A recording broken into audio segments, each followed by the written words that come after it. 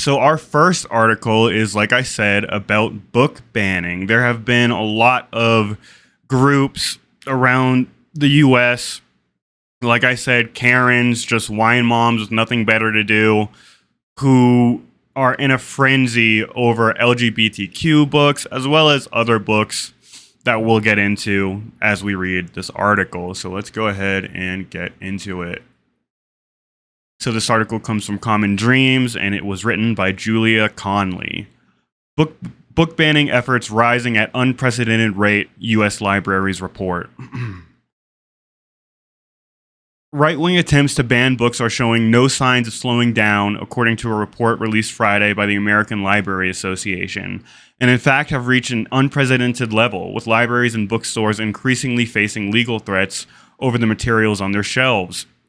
The organization, which has been tracking book banning efforts for more than 20 years, found that so far in 2022, parents and other community members have challenged 1,651 different books and have issued 681 complaints across the country. Here's a tweet from American Library Association. 681 challenges to books in the first 8 months of this year, involving 1,651 different titles.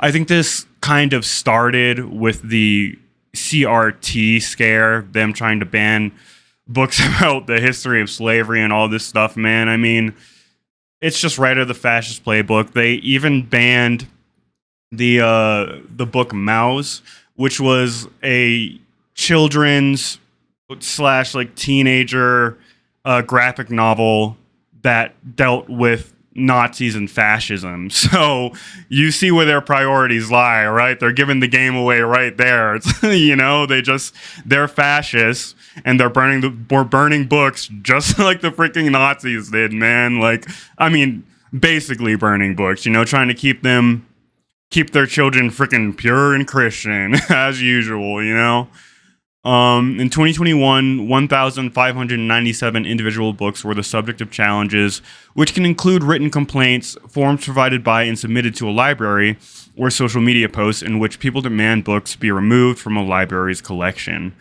Friday's report showed that right-wing groups like Moms for Liberty have escalated their attacks on library patrons' right to access certain books, with 27 police reports having been filed so far this year over accusations that librarians are providing inappropriate or quote-unquote pornographic material to children.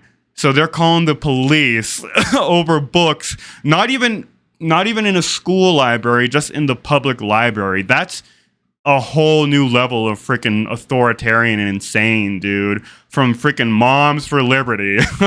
What a fucking joke, man. That name is just so fucking hypocritical. Come on, man. Children need to be exposed to complex ideas at a young age so they have the ability to take in different perspectives and think about things critically for themselves, But we have a huge portion of the population, thankfully not a majority, but I would say like around 25 to 35% of the US population who is just anti-intellectual. They want to stay in that age of Christian fundamentalism, which basically in their minds is like a whitewash censored version of the American dream. Like, and it's typical in like fascist behavior to want to just harken back to those days that never really existed, that are exaggerated glory days, and anything that goes against that image, anything that is considered immoral, they just want completely out of the minds of the youth and completely out of education. You see it all over the place. Governors like Rick DeSantis doing insane shit. Like, this happened maybe a month ago where they were trying to set up a month or two ago where they were trying to set up a registry in colleges in Florida to determine the politics of the professors there and the staff there, and they were going to take away funding from schools that were deemed to be like too politically leaning in one direction or the other, but that's just an excuse to cut down on just left-leaning politics in schools, which is what this is all about, man. Like the Party for Freedom at it again with their censorship, as usual. We're truly fearful that at some point we will see a librarian arrested for providing constitutionally protected books on disfavored topics. Deborah Caldwell Stone, director of the Office of Intellectual Freedom at ALA, told the New York Times. Book challenges this year have mainly focused on titles that center Black or LGBTQ plus characters, according to the Times. So there you go, right there, man. They hate Black and gay people, and they love fascism. The graphic novel Genderqueer by Maya Kobabe, a memoir about the author's coming of age as a non-binary person, has been the most frequently targeted book so far this year. The book was at the center of a vote in Jamestown Township, Michigan last month, in which residents rejected essential funding for the town's library, prompting concerns that the library will be forced to close within the next year. It's just insane the lengths that these people will go to avoid things that they don't like, man. And it is as simple as that. It's like, that's why they're called reactionaries. It's a gut reaction to something without taking the time to understand and process and get all angles of it. And that's just what leads to bigotry, man. And the U.S. has had a problem, I would say, since like the 60s, 70s, of just anti-intellectualism pervading throughout society. And I think a big part of that was McCarthyism, where they had that huge wave of anti-communist propaganda, and which basically told the American people to shut off your brain, don't think capitalism in the American way is the best, and that kind of binary binary thinking just breeds ground for anti-intellectualism,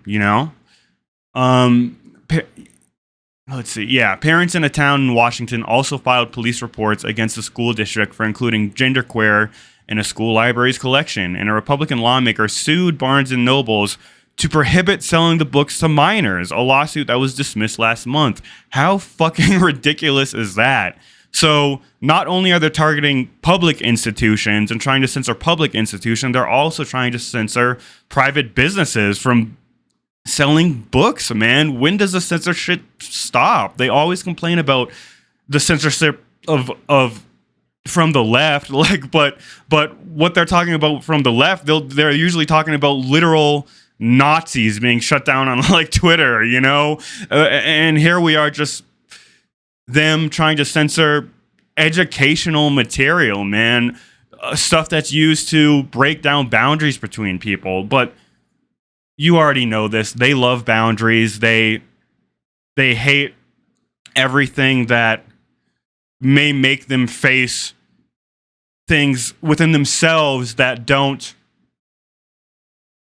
conform to what they believe society should be and how people should operate in society, man.